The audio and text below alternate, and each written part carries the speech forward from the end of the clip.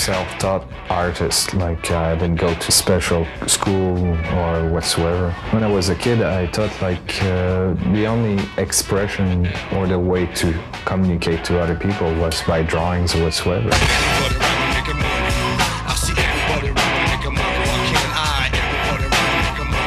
That white page in front of me became like a sort of escape too, because I come from a very heavy rock and roll type of family, you know, and things like that, very violent environment. And this was my only, like, disappearing from that chaotic environment.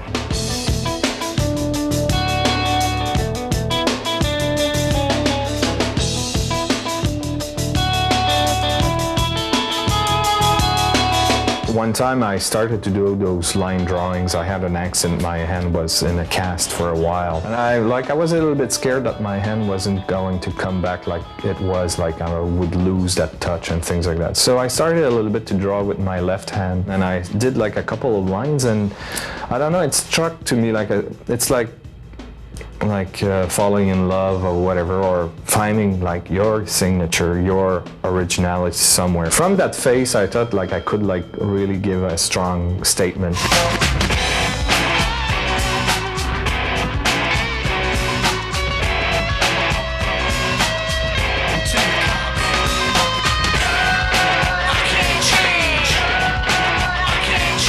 Sometimes I did faces like screaming faces, or scared, or smiling, or twisted, or whatsoever. So basically people could like reflect their moods from that face that they saw.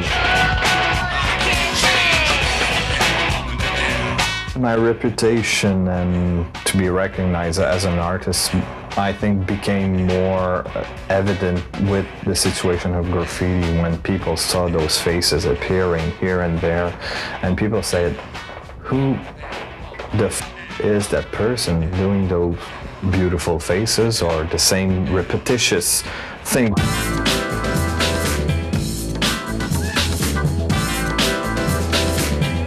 Zilon started as a graffiti artist. I think that his work is still very much graffiti-based, but he's taking it off the streets now. He's sort of leaving the streets behind. He wants very much to be in the gallery. He's very contemporary.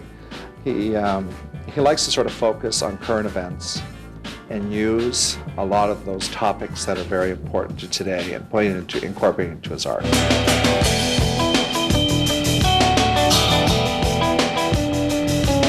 In my paintings, I like to mix cold and hot at the same time, violent and soft. I like to, let's say an example, to paint a big canvas in pastel colors of somebody getting shot, you know. So that's it. Life is made of hell and heaven. So that's a little bit my point of view in life.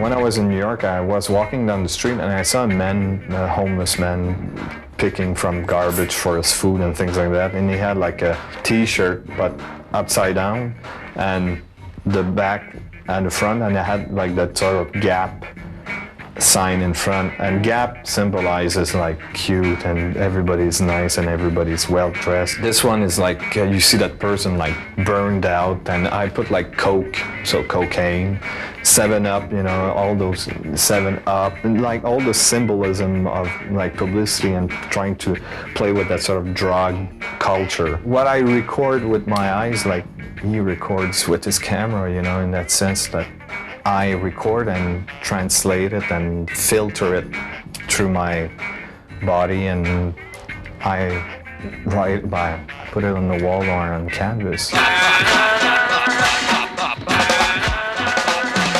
It's like a sort of like continual, like personal love life, you know. I fell in love with art, and I still have my feuding moments with, you know, the type of expression, but it's always difficult, you know, to keep smiling, and, you know, the show must go on. I'm still here, and I still want to talk, and still want to, you know, give in my own way the pleasure to look at my art and things like that.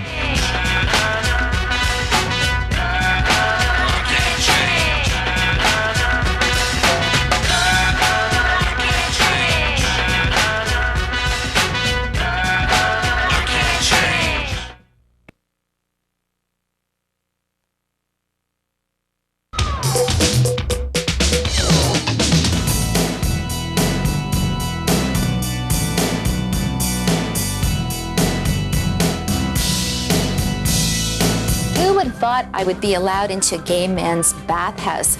Well, I'm here because of artist Mark Reid's work. It's a series of portraits about bathhouses called Common Body.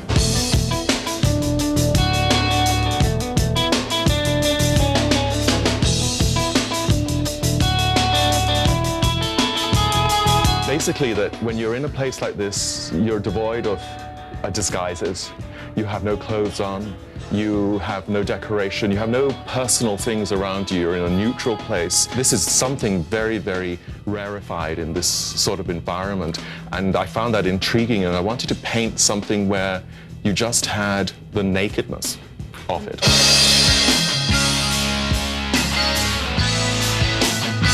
I think sex is a very big motivating force in all our lives, and we tend to deal with it in a sort of veiled way with lots of innuendo. And I just wanted to do some paintings that reflected something more directly and dealt with homosexual sex in a really direct, straightforward fashion. You get a lot of people here who are closeted, for instance. And so this is an opportunity for a closeted gay man to come and be a gay man openly. There's no pretense as to why you're here. You're all men, you're all gay. Right. And so there's no hiding, in a sense. When you were doing your work, I was wondering if it came to mind to you that scene from Le Confessionnal or from Prick Up Your Ears. Right. Did that also enter your mind as an influence? Yeah, well, Le Confessionnal was very interesting. That was a really good depiction.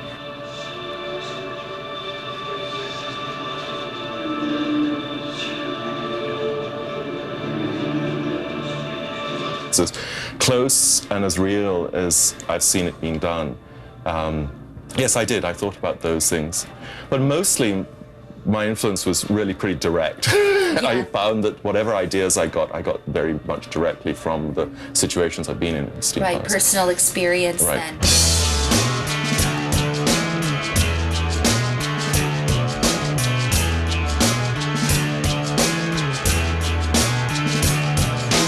This is an idea that's been going from the bathhouse scene of just someone who's asleep in a room, tired after, being in the steam room or having sex or whatever. And so I always work from drawings, and then from the charcoal drawings, I will do the paintings.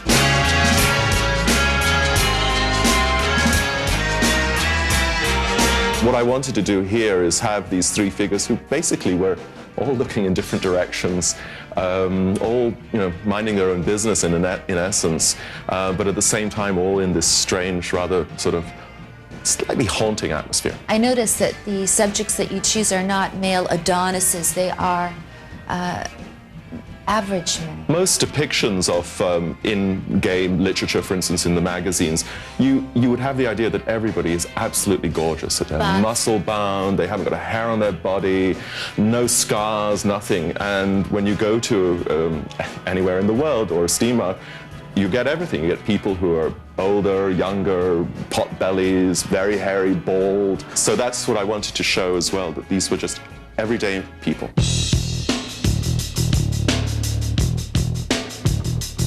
What do you feel at the end of the day after you've done all your portraits? What do you feel you really got out of it?